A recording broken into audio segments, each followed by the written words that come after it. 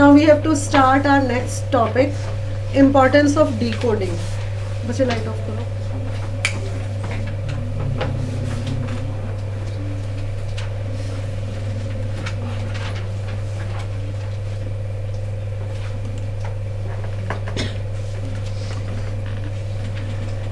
So decoding involves phonetics and phonemic awareness. हाँ जी. So हमें सबसे पहले समझना है. Let us first understand the benefits. We recap on our phonetics. क्या होता है? Phonetics is important in learning and read and write because letter sound knowledge is the foundation needed to build up reading and writing abilities. जो learning में reading and writing की जो abilities है वो कहाँ से स्टार्ट होती है? जब हम लेटर साउंड, लेटर जो होता है लिखा हुआ अक्षर, उसकी जो साउंड की हमें नॉलेज हो कि इस ये जो साउंड आ रही है लेटर की, ठीक है, उसका क्या मतलब है, साउंड की नॉलेज हो, तभी हमें फाउंडेशन हमारी बनती है रीडिंग और राइटिंग की एबिलिटीज़ के लिए. Written language is like a code that kid must crack. जो रिटन लैंग्वेज होती है वो एक कोड होता है ताकि बच्चे को उस चीज़ समझ में आ सके. Kid must crack. And phonetics is the key of cracking it. Research clearly shows this is cornerstone or effective early reading instructions. Phonetics enables beginners readers to decode unknown written words by sounding them out, which is essential skill for independent reading. कि इससे essential skill होता है. अगर हमने जो लिखा हुआ है उसकी हमें साउंड की समझ है कि हाँ इसकी साउंड जो है वो कैसी है. जैसे वर्ड था, हमने कल मैंने आपको एक सिंपल वर्ड दिया था, वोकैबुलरी. अब हमें अगर उसमें पता चलेगा इसमें वॉवल कहाँ है, ठीक है, अगर इसमें कॉन्सोनेंट यूज हो रहे हैं कि वॉवल, दो ही चीजें हैं, कॉन्सोनेंट और वॉवल, क्या यूज हो रहा है, हमें साउंड क्या आ रही है. दूसरा साइलेंट लेटर वाला ऑनेस्ट, किस टाइप की साउंड आ रही है. एक और वर्ड होता है डिक्शनरी. अब डिक्शनरी में वॉवल साउंड हो रहा है, डिक्शनरी ब्रेक करके अगर करोगे, या क्या चीज साउंड हो रही है, तो उसमें हमें वॉवल साउंड आ रहा है या कॉन्सोनेंट साउंड हो रही है, वो चीज इसमें अवेयरनेस होना जरूरी है. अब जो पैनल है, नेशनल रीडिंग पैनल, मैंने पहले भी बताया था, नेशनल रीडिंग पैनल ने क्या बात बोली हुई है, ये बहुत इंपॉर्टेंट होता है.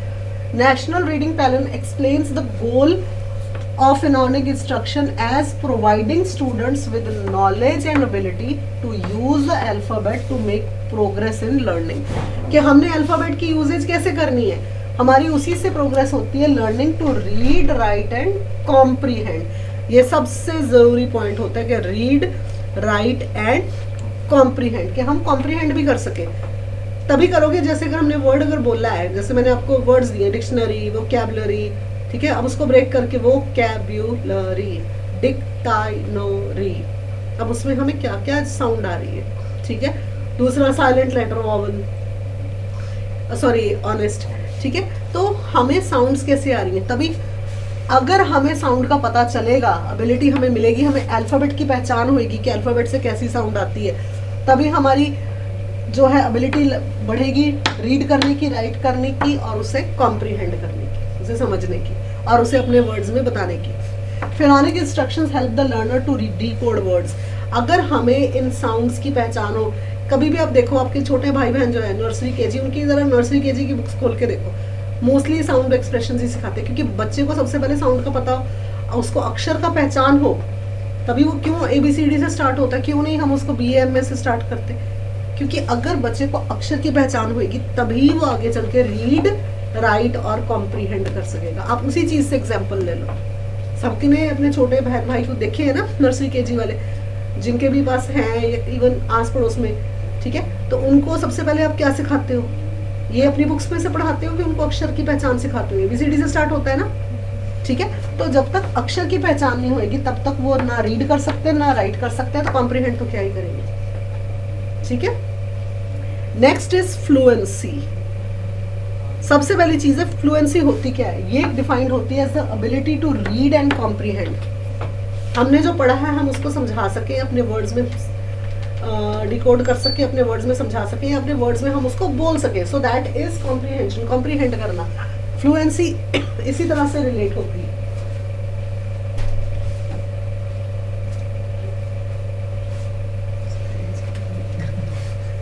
ठीक है. So ability to read and comprehend with some speed, किसी स्पीड के साथ. एक्यूरेसी, एक्यूरेट होना चाहिए। आपकी स्पीड कैसी, आपकी एक्यूरेसी कैसी, किस तरह से आप बोल रहे हो, फ्लुएंट कितने, ये भी नहीं कि हमने भागना है वर्ड्स में, ट्रेन नहीं पकड़नी। एंड प्रॉपर एक्सप्रेशन, आपके फेशियल एक्सप्रेशन से हमने पिछले चैप्टर्स में पढ़े, आपकी एक्सप्रेशन कैसे, अगर आप रीड कर रहे हो, अगर जैसे मैं रीड कर रही हूँ, मैं ऐसे रीड करूँ, इन ऑर्डर टू अंडरस्टैंड, आप कहोगे इसको तो आप नहीं आता, इसको पता ही नहीं है ना, इसका एक्सप्रेशन सही है। रीड करते करते मैं अगर ऐसे पढ़ूँ under understand,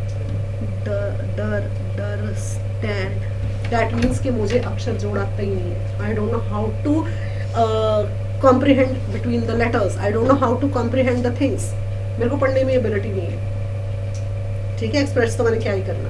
so fluency always decides how you are read, how you write and how you comprehend and what is the expression while doing it. And definition, in order to understand all of what you read while reading quickly, you must be able to read fluently. आपकी fluency, क्योंकि जो कुछ आप read कर रहे हो, fluency कैसी है, how you are reading it, how you are comprehending it, and how you have the ability to reinterpret. What is reinterpret? हमने किया है ये चीज, पढ़ाई हो जाएगी अब। reinterpret, interpret क्या होता है, घर जाके एक अक्षर नहीं पढ़ा जाता। इंटरप्रेट होता है हमने दोबारा अपने शब्दों में बताना, री इंटरप्रेट हमने दोबारा रिकॉल कर करके हमने करना, ठीक है। कैसे करोगे, अगर आपकी फ्लुएंसी नहीं है तो नहीं कर पाओगे। And the language you are using must begin with natural you. In order to assure that this happens is a matter of few disciplines which can be practiced every day. कैसे आप लोग ये चीज प्रैक्टिस एवरी डे करोगे, reading science, जो sign language है, science है, जैसे आप सड़क पे आ जा रहे हो, स्पेशली स्टॉप लुक गो, अगर वहां पे ट्रैफिक लाइट पे स्टॉप है और आप चल पड़ो, चलान होगा, तो आपको साइन की पहचान है कि स्टॉप आ रही है, ट्रैफिक पुलिस ने स्टॉप का साइन डाला हुआ है, तो आप रुक जाते हैं, ठीक है। तो साइंस की पहचान है। रीडिंग न्यूज़पेपर, अगर आपको कोई न्यूज़पेपर रीडिंग का हो, ठीक है, आपको पता होना चाहिए कि सपोज करो पुराने ज़माने में तो ये मोबाइल्स ही नहीं थे, तो लोग न्यूज़पेपर रीड करके ही सब कुछ पता होता था, ठीक है। रीडिंग न्यूज़पेपर और बुक टाइटल्स आउट लाउड, आपको बुक्स, सबसे बड़ी आपकी बुक्स, ठीक है ना, आप पढ़ रहे हो क्योंकि आपकी फ्लुएंसी है, आप पढ़ रहे हो, आप समझ सकते हो और आप अपने शब्दों में अपने पेपर में उसको लिखोगे। एंड अंडर सुपरविजन और sold on, even under supervision, अगर आपने किसी की सुपरविजन में, टीचर या किसी बड़े के सुपरविजन में कुछ पढ़ना हो ताकि वो आपकी मिस्टेक आपको बता सके, सो आपकी फ्लुएंसी वहीं से बनती है। Next is just keep practicing and fluency will eventually arrive. Practice होनी चाहिए। अब आप प्रैक्टिस ही नहीं करते हो, घर जाके प्रैक्टिस करोगे, पढ़ोगे, टाइम दोगे अपने स्टडीज को, तो फ्लुएंसी अपने आप आएगी थ्रू रेपिटेशन, क्योंकि आपने रिपीट करते रहोगे, पढ़ते रहोगे। When calling the names of things you come from and more enjoyable, you will find related repetition of material. The better you will take lessons by yourself, especially later in life. Students who do not read with fluency sound choppy and awkward. जो लोग fluency से नहीं पढ़ते, suddenly किसी student को कह दिया जाए कि चलो आपको एक क्लास की पहचान है, अपनी पिछली कोई क्लास पढ़ी है, न्यू स्टूडेंट्स है, बस 1 घंटा लेक्चर ले लो, मैंने कुछ और काम करना है।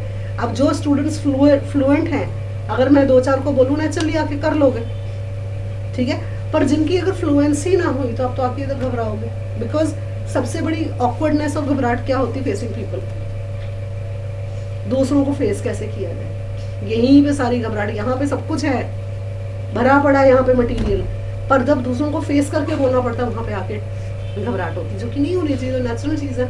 आप वैसे भी तो बातें करते हो आपस में, ठीक है। सो इसके लिए सबसे ज़्यादा ज़रूरी क्या होता है, students who have difficulty when decoding skills or may just need more practice with speed and smoothness in reading. Fluency is also important for motivation of students who find reading laborious.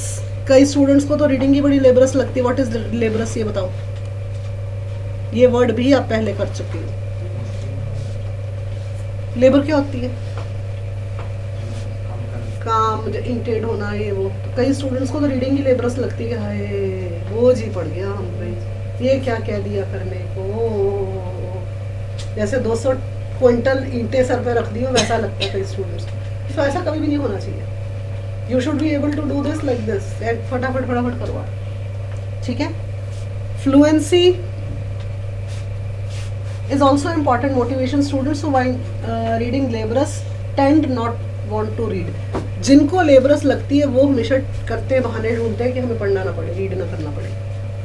As readers head into upper college grade, fluency becomes increasingly important. और जैसे जैसे आप upper grade, upper classes, upper life में जाओगे, या कोई management अपनी head करनी है, कहीं पे मैनेजर, कहीं सुपरवाइजर, या कहीं पे CEO बनना है, तो आपको तो बहुत ज़रूरी है आपके लिए फ्लुएंट होना.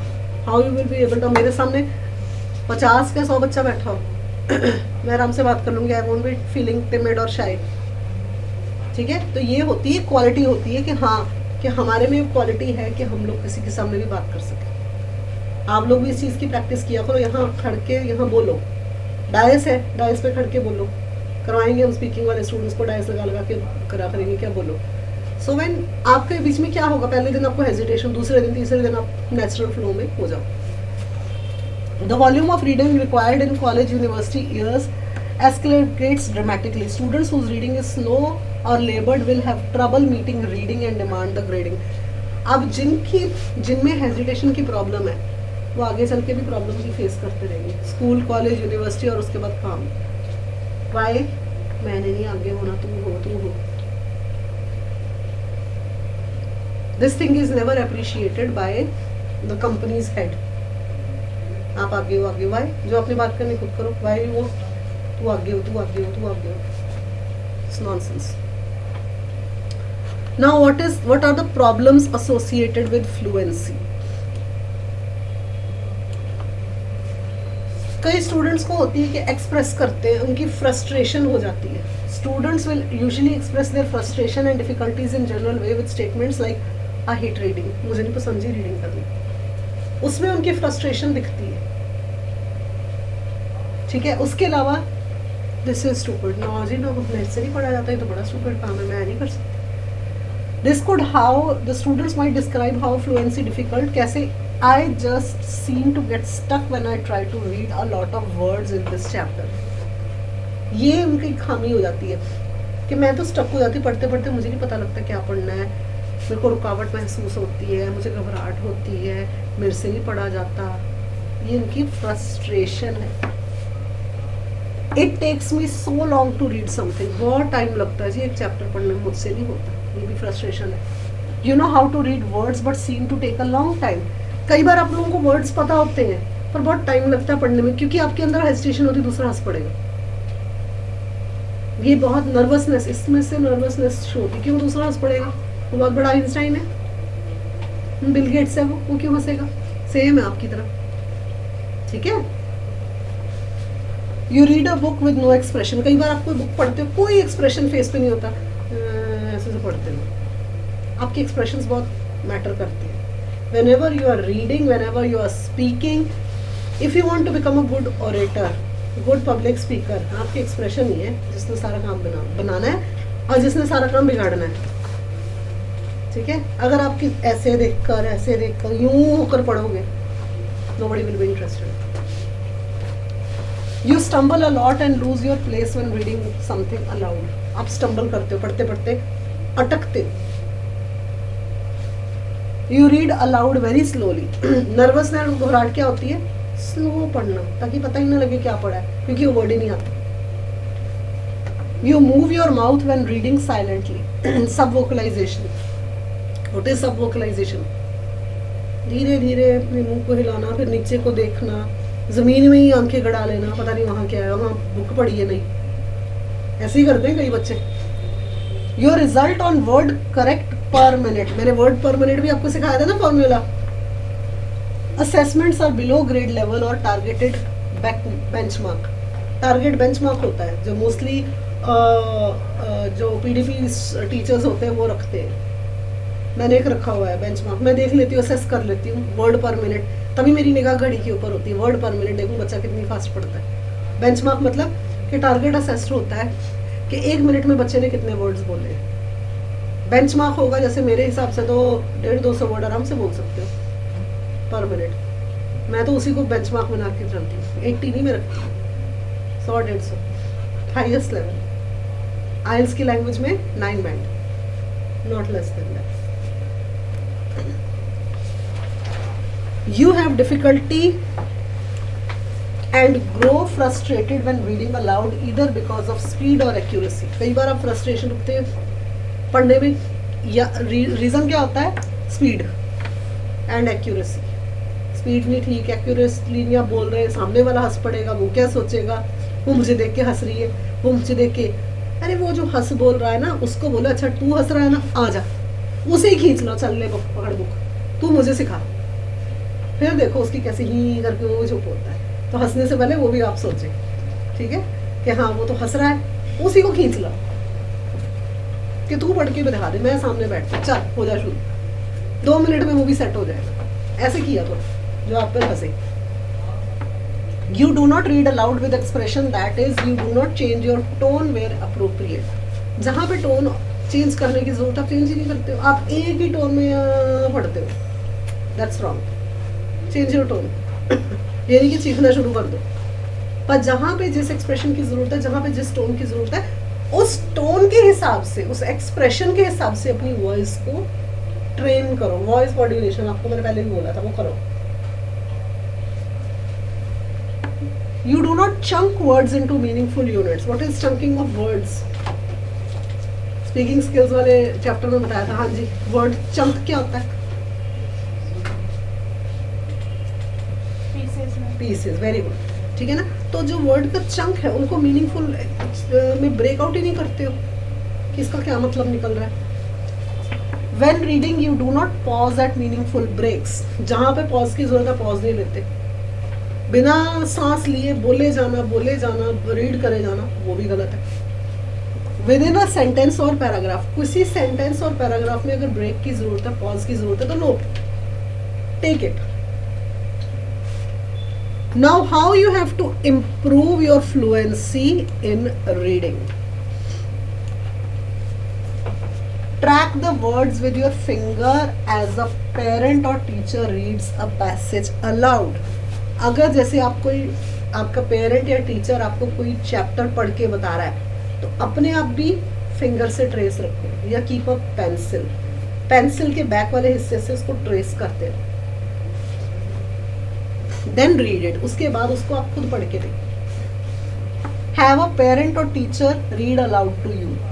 जैसे रीडिंग स्किल्स में कोई पेरेंट या टीचर को बोलो कि मेरे आप रीडिंग लेसन्स लो, मुझे रीडिंग करनी सिखाओ, ठीक है।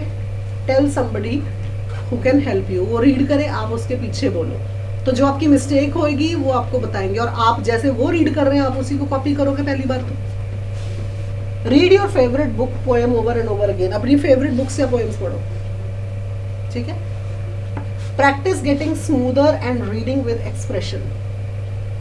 आपकी स्मूथ रीडिंग कैसे होगी? With expressions. उसको प्रैक्टिस करते रहो, या तो मिरर के सामने खड़े होकर या अपनी रिकॉर्डिंग कर लो, ठीक है। खुद की रिकॉर्डिंग सबके पास, आज की डेट में सबके पास स्मार्टफोन है, कोई ये नहीं कह सकता मेरे पास फ़ोन नहीं है। अपने अकेले में बैठकर फ़ोन ऑन करो, अपनी खुद की रिकॉर्डिंग बनाओ, अपनी खुद की video, so that you can see. अगर आज आपने फॉर एग्जाम्पल 1 तारीख को वीडियो बनाई, हर रोज़ आपकी आदत है मैं 1 घंटा या 15 मिनट 20 मिनट अपनी वीडियो बनाऊँ, 30 तारीख तक आप खुद देखोगे पहले दिन और उस दिन में कितना फ़र्क आता है, ठीक है।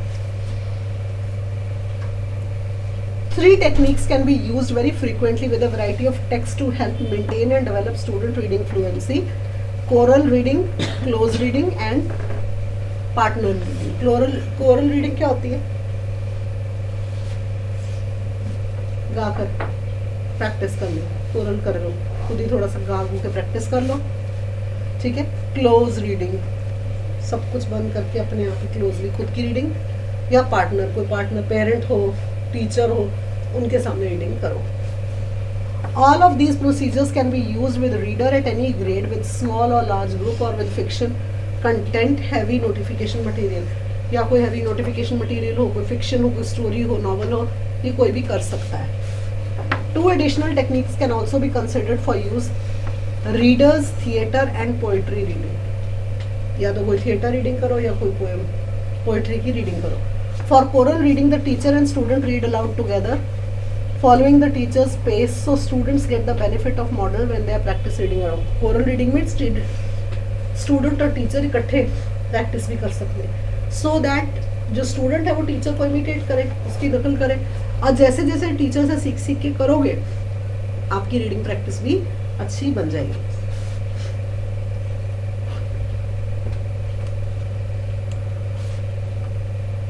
The teacher can stop at any time to ask question, comment on the text, discuss vocabulary term or remind the class that she expects everyone to be reading.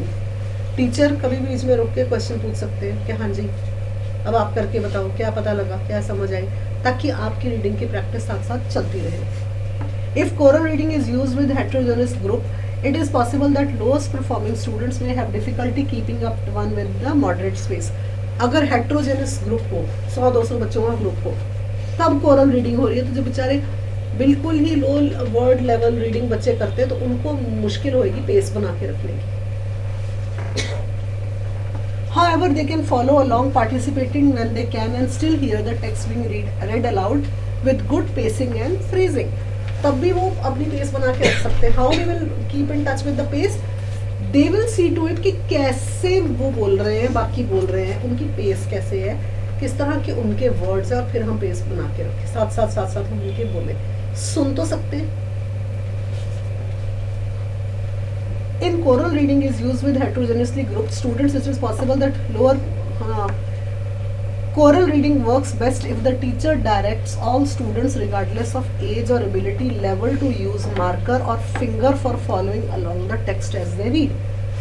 जब choral reading करनी है टीचर के पास या तो अपनी finger से point out करके बताती रहे ये वर्ड पढ़ रहे, या कोई मार्कर होना चाहिए ताकि टीचर ऐसे करके बता सके जैसे मैं करती हूँ, ताकि आप लोगों को पता चलता रहे ये वर्ड बोल रहे हैं, ये वर्ड बोल रहे हैं, इसका ये मतलब है, ये मतलब है. ये जो अगर टीचर ऐसे करे तो स्टूडेंट्स की एबिलिटी ज़्यादा अच्छी बनती है. Close reading is similar to choral reading except that the teacher does most of the oral reading while the students read along silently. कई बार क्लोज रीडिंग में ये भी होता है कि टीचर बोल रही है और स्टूडेंट धीरे धीरे बोल रहे हैं, सो दैट वो पेस बना के रखें. Next is vocabulary.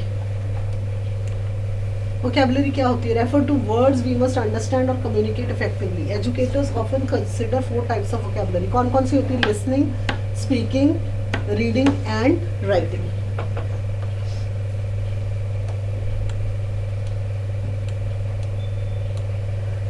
Listening vocabulary refer to word we need to know and understand what we hear. Listening क्या होती है? वो words जो हम सुन रहे हैं, वो वाले vocab words जो हम सुन रहे हैं. Reading होती है, स्पीकिंग होती है words which we speak, reading होती है वर्ड्स जो हम सुन रहे हैं, पढ़ रहे हैं, और राइटिंग हो रही है वो वर्ड्स जो हम लिख रहे हैं. तो ये 4 मेजर कंपोनेंट्स होते हैं. लिसनिंग जो हमने वर्ड्स सुने, ठीक है, स्पीकिंग जो हम वर्ड्स बोल रहे हैं, राइटिंग जो हम लिख रहे हैं, और रीडिंग भी जो हम पढ़ रहे हैं. Vocabulary plays a fundamental role in reading process, contributes greatly to readers' comprehension. A reader cannot understand a text without knowing most of the word. Mostly अगर आपको words का मतलब नहीं पता तो आप कैसे समझोगे? तो रीडिंग में सबसे ज़्यादा essential क्या होता है? आपको words की पहचान हो. वो words जो आपके लिए डिफिकल्ट है उनको बार बार रिफ्रेज करो, उनको बार बार बोलो, क्योंकि अगर words की पहचान है आप आराम से सब कुछ नेक्स्ट कर सकते हो.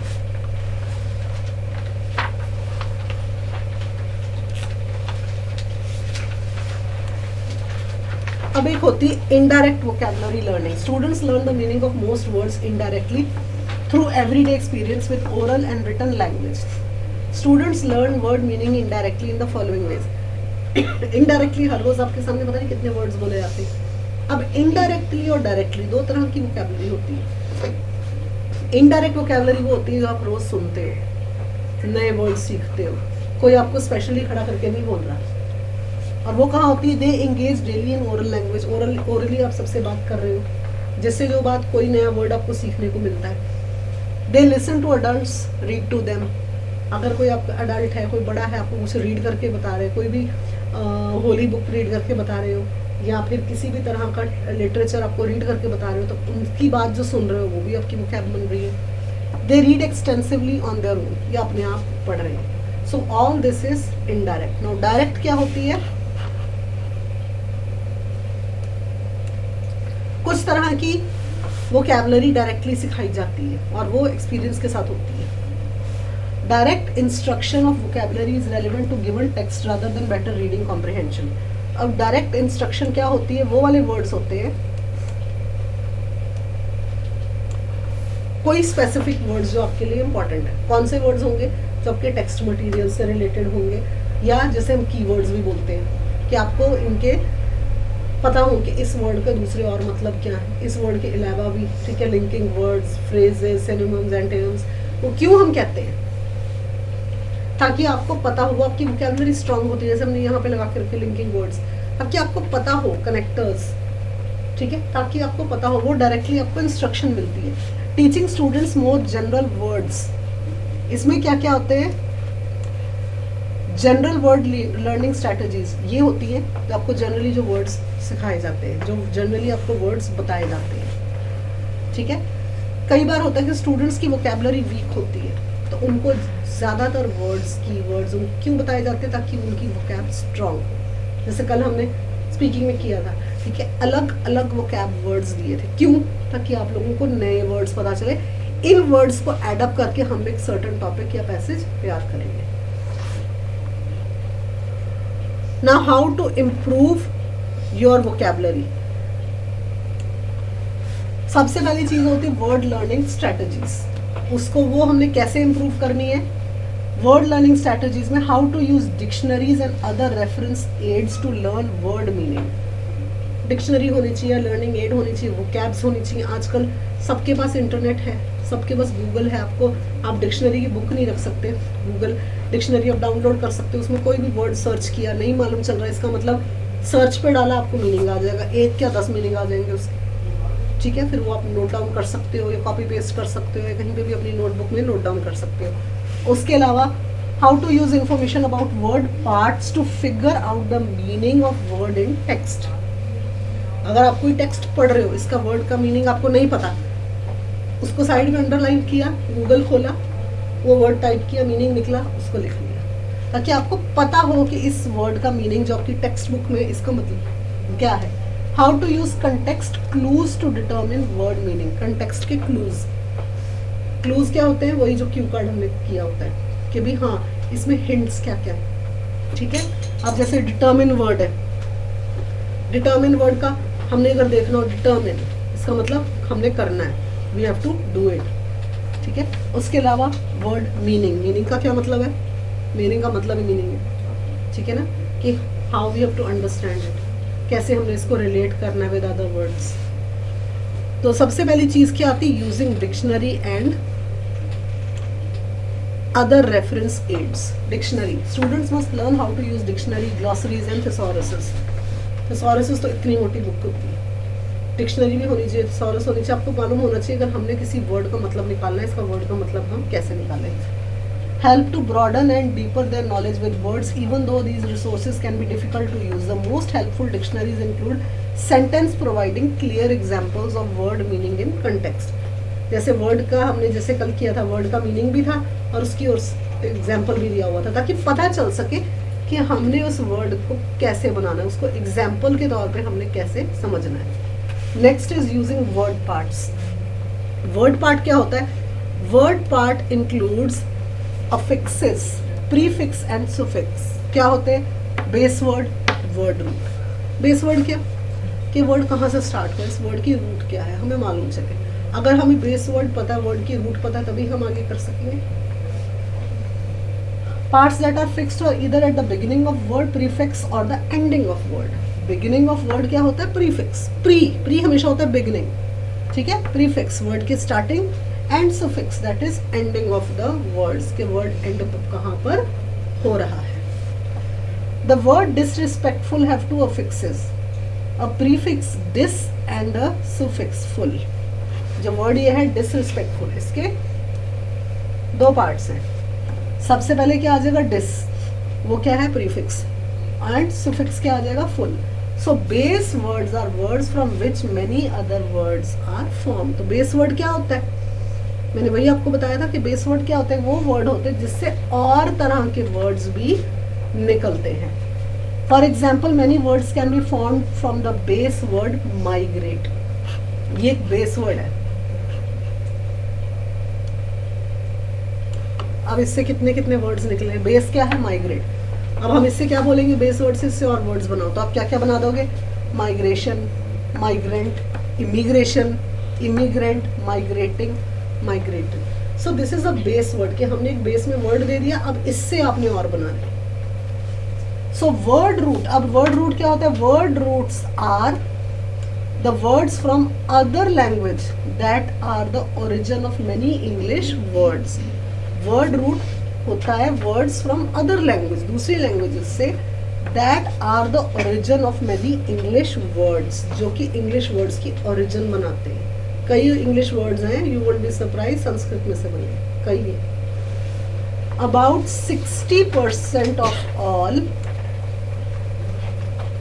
इंग्लिश वर्ड्स हैव लैटिन और ग्रीक ओरिजिन। 60% ऑफ वर्ड्स जिनका लैटिन और ग्रीक ओरिजिन से है। Knowing some common prefixes and suffixes, base word and root word can help students to learn meaning of many new words. For example, if students learn just 4 more common prefixes like un, re, in, dis. Un जो है word, unparallel, reunite, interested, dislocate, disunited, disrespectful, disadvantage, कितने words बन जाएंगे? ठीक है।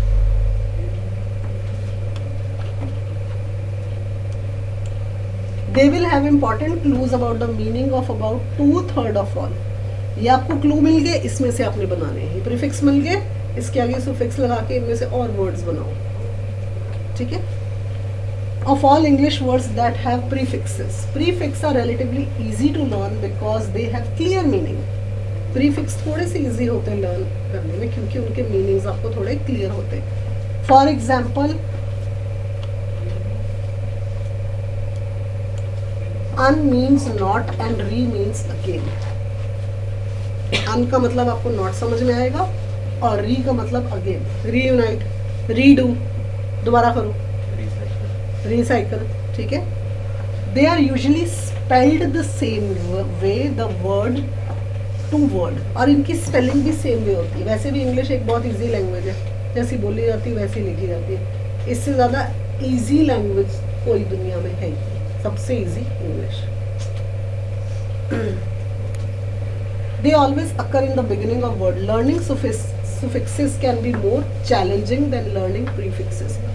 कई बार अगर आपने suffix सीखने हो, वो ज़्यादा चैलेंजिंग हो जाता है than prefixes. This is because some suffixes have more abstract meaning. क्योंकि कई suffix ऐसे हैं जिनके बड़े ही abstract बहुत ज़्यादा meanings हैं than do prefixes. For example, learning then the suffix ness means state or quality of might not help student to figure out the meaning of kindness. However, more examples, अब इसमें examples आप देख लेना, hopeless, thoughtless, full, meaningful, butterful, wonderful, पता नहीं कितने words full से हो जाएंगे।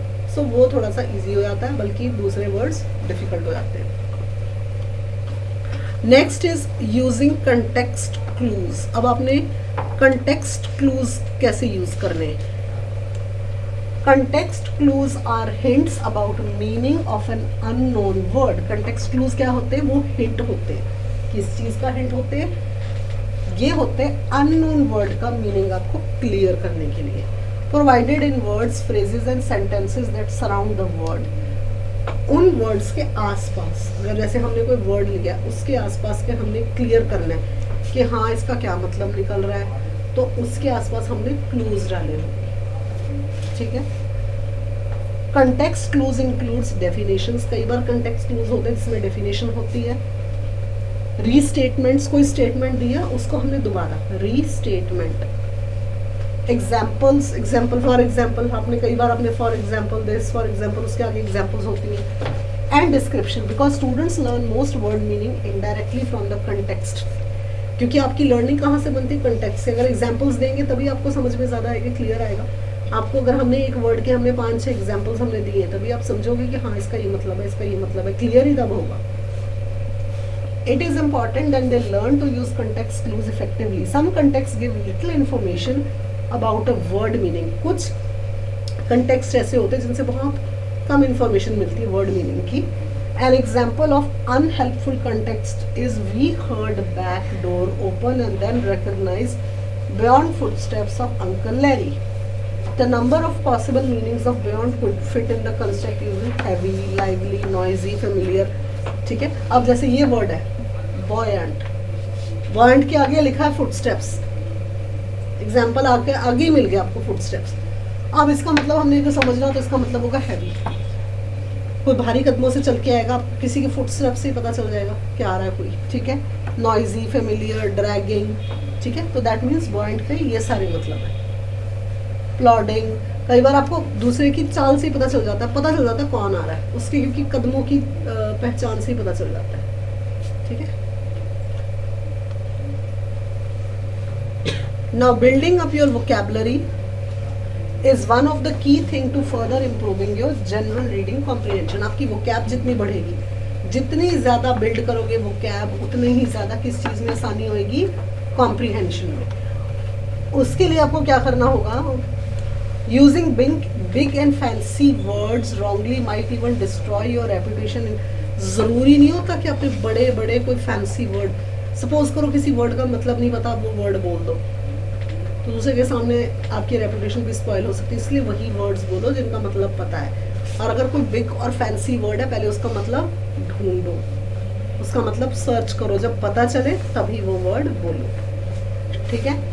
Language is a tool that was invented to communicate clearly with each other, to share ideas and to solve problems. There is no point in complicating the way you speak or write just to appear that you have a rich vocab.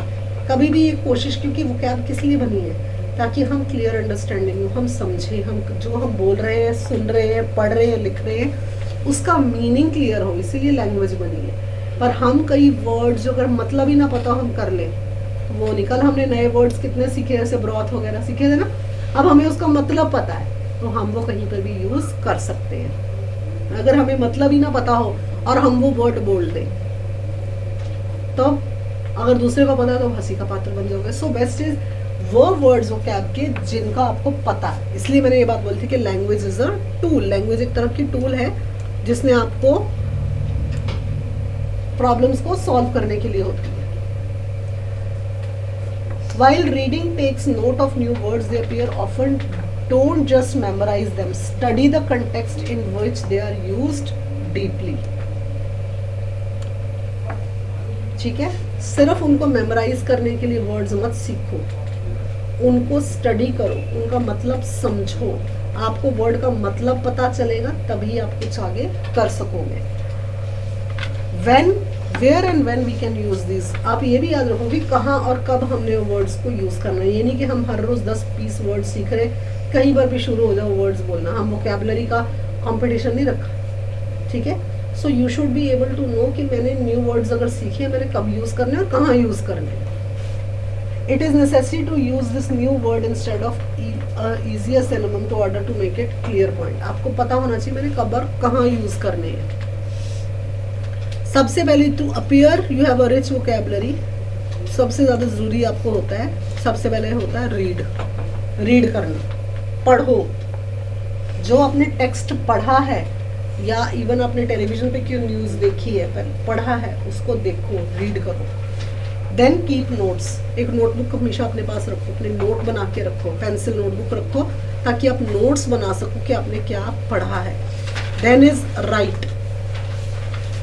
लिखो.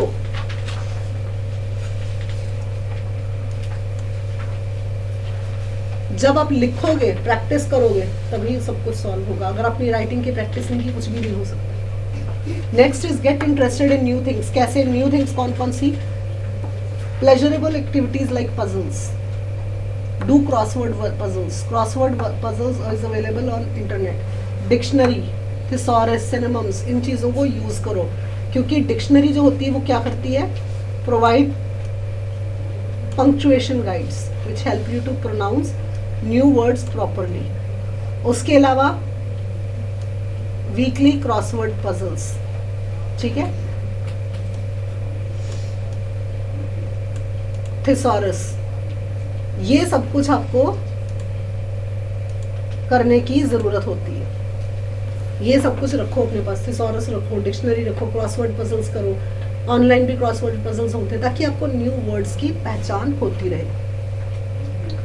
Next is reasoning and background knowledge. Background knowledge enable readers to choose between multiple words. For example, if you think about a word operation, you will read the word in sports article about Yankee. You might think, ठीक है, आपको नए नए नए background knowledge भी पता चलेगी। अगर आपने कोई वर्ड पढ़ा है, उसकी आपको बैकग्राउंड नॉलेज होगी, तभी आप आगे उस वर्ड को मीनिंग को एलैबोरेट कर सकोगे, बना सकोगे इन योर ओन वर्ड्स। जैसे कई वर्ड होता है हैलोवीन, ठीक है, अब उसका मतलब कोई क्या समझता है, उसका असली मतलब क्या है, उसमें डिफरेंस होता है। फॉर इंस्टेंट और oral language comprehension, children should actively construct meaning by supplying missing knowledge and making inferences. ठीक है, अगर आपकी कोई नॉलेज मिसिंग है तो उसकी इंफॉर्मेशन होनी चाहिए, क्योंकि इंफॉर्मेशन होगी, अगर लिमिटेड इंफॉर्मेशन होगी तो सब कुछ खराब हो जाएगा। So you should have a good knowledge. Background knowledge जो होती है acts as a road map for students, as a road map for students, allow them to stay on target despite interesting detail. This suggest was one print has been decoded into word comprehension and listening comprehension. इससे क्या होगा, अगर आपका comprehension ठीक हुआ, listening, reading, writing abilities improve होंगी, तो क्या होगा, कोई भी चीज़ आप कॉम्प्रिहेंड अपने वर्ड्स में कर सकते हो। अगर आपकी कॉम्प्रिहेंशन ही क्लियर नहीं होगी, आपकी वोकैब स्ट्रॉन्ग नहीं होगी, आपकी रीजनिंग, अगर बैकग्राउंड नॉलेज, किसी चीज़ के बारे में नॉलेज ही नहीं होगी, आप क्या करोगे? तो उस वर्ड जो आपने सीखा है उसकी बैकग्राउंड नॉलेज भी होनी बहुत ज़रूरी है। चलो, आपका ये चैप्टर भी ओवर हो गया है।